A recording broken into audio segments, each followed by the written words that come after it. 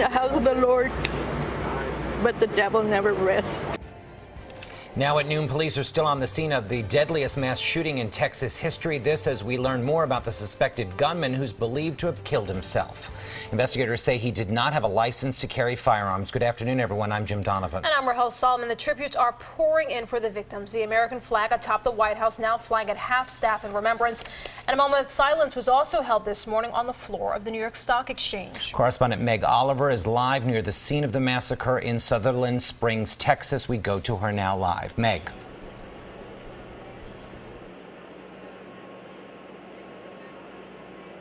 The community of Sutherland Springs is in a state of shock, fueled with anger and sadness over the tremendous loss of life inside the First Baptist Church.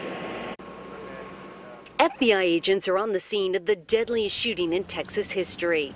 A gunman opened fire inside the First Baptist Church of Sutherland Springs during Sunday services, killing more than 24 people. It was just so much gunfire. The victims ranged in age from 5 to 72. One thing that gives me a sliver of encouragement is the fact that Belle was surrounded yesterday by her church family that she loved fiercely. Investigators identified the gunman as 26-year-old Devin Kelly, who lived about 35 miles away.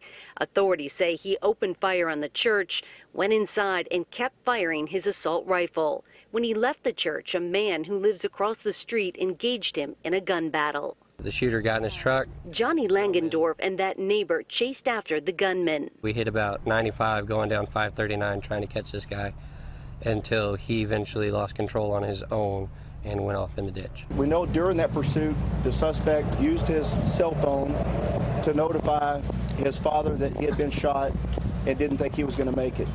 Subsequently, he shot himself. The sheriff's department says Kelly's in-laws and ex-wife occasionally attended services at the church, but were not there on Sunday. Kelly served in the Air Force from 2010 to 2014. He was court-martialed in 2012 on charges he assaulted his spouse and child. He received a bad conduct discharge. The governor of Texas says Kelly applied for a gun permit but was denied. Authorities recovered 3 guns, all purchased by the shooter. As for the injured, 10 are still in critical condition. The death toll could still rise. Live in Sutherland Springs, Texas, I'm Meg Oliver. Now back to you. All right, Meg, thank you.